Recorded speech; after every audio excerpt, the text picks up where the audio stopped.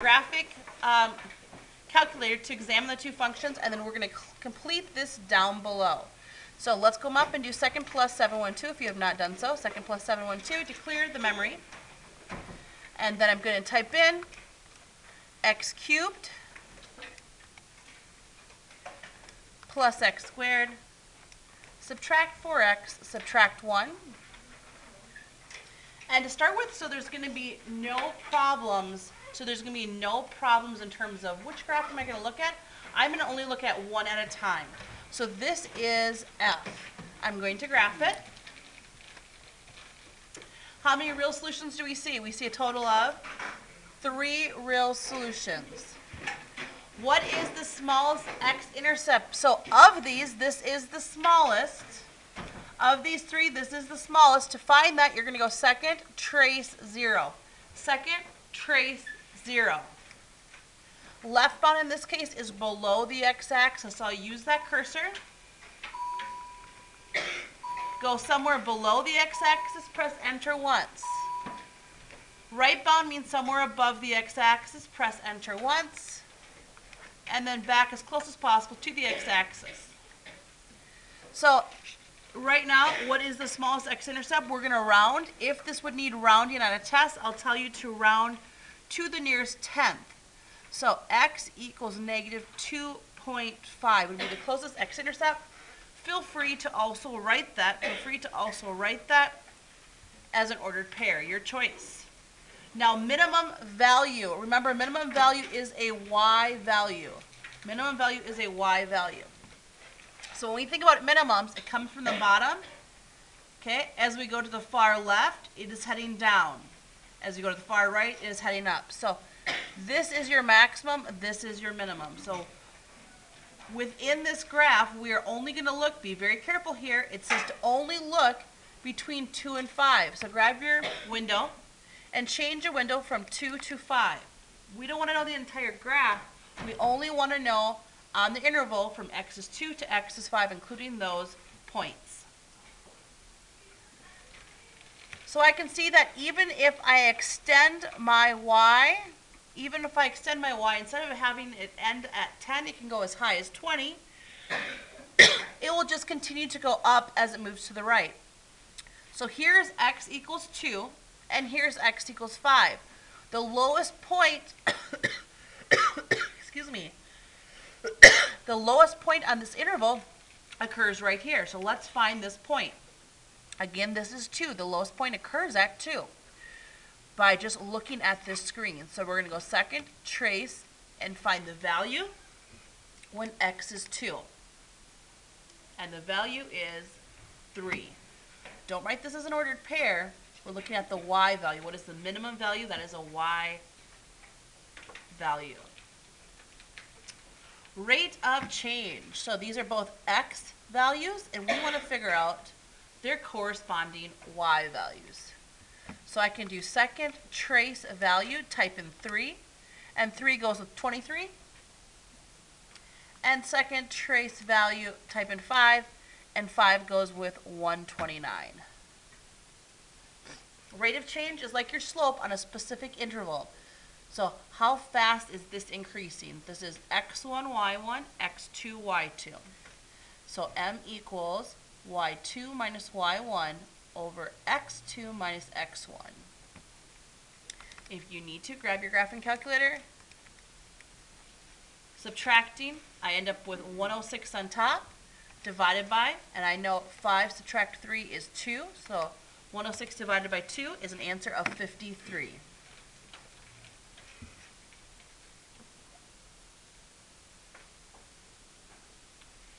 Okay, so let's just look down here really quick. It says the function with the greater number of real x-intercepts. Okay, we already have that. So basically, we're going to fill in this box, which contains 8 different boxes to get answers, and then we're going to evaluate it down below. So let's come up here and go second plus 712. And now let's plug in the g of x function. Negative x squared, subtract 2x plus 3.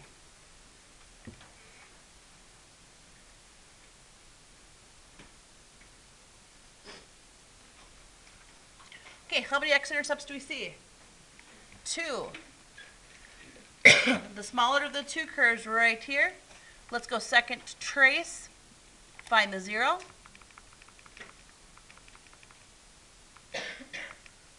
Okay, so we have below, above, which is left bound and right bound, and then back to the x-intercept.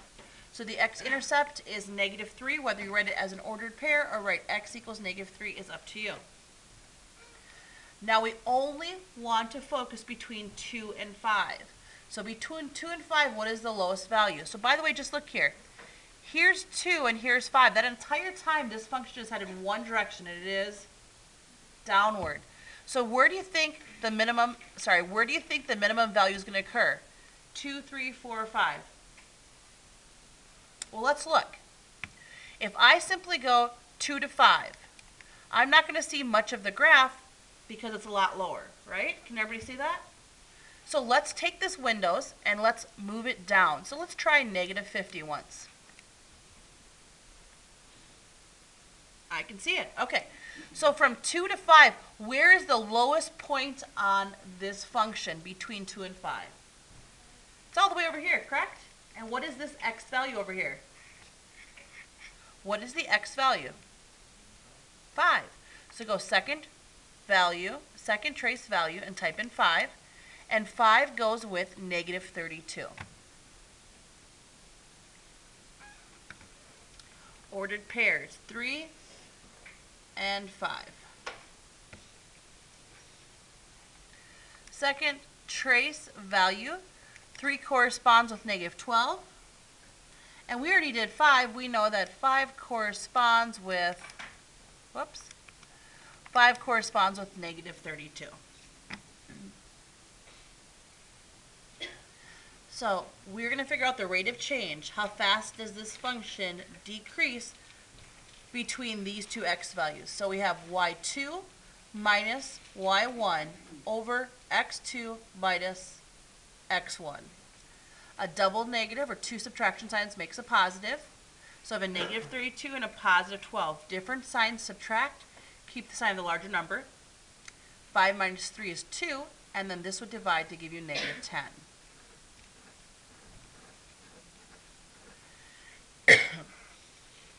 So you have 1 point for each box. You're getting the right number.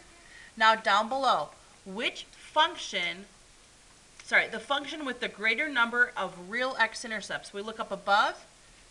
F of x has a greater number of real x-intercepts. 3 is greater than 2.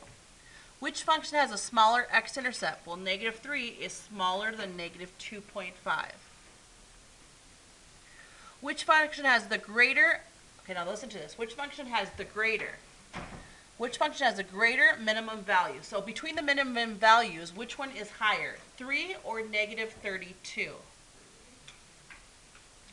I don't like this wording. Because I feel like it's hard for students to say, when you mean greater, do you mean which one goes down the furthest? Or does greater mean which one is a more positive number? Do you guys agree with me? So I will specify on your test if it's not specified so you're not confused, okay? So I will specify that so there's no confusion. If it said which number is the smaller of the two numbers, meaning which one goes down the lowest, it would be this function, okay? Which one is a greater number, which means closer to 0, like higher up, would be 3.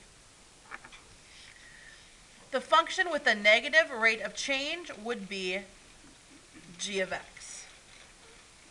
State the end behavior for both. Well, if I go back here, I can do just a quick picture. And I can see that the end behavior for, this is g of x, would be as the function goes to the right, it heads down, and as the function goes to the left, it heads down. How do we correctly write that? This is for g of x.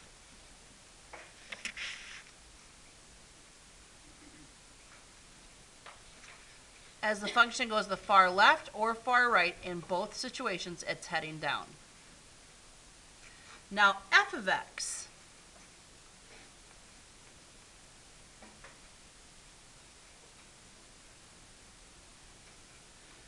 F of x looked like this, if you remember on our graph. I'll draw just a quick picture here. It went something like this. So as the function goes to the far left, it's headed down. Far left, it's headed down. As the function goes to the far right, it is headed upward.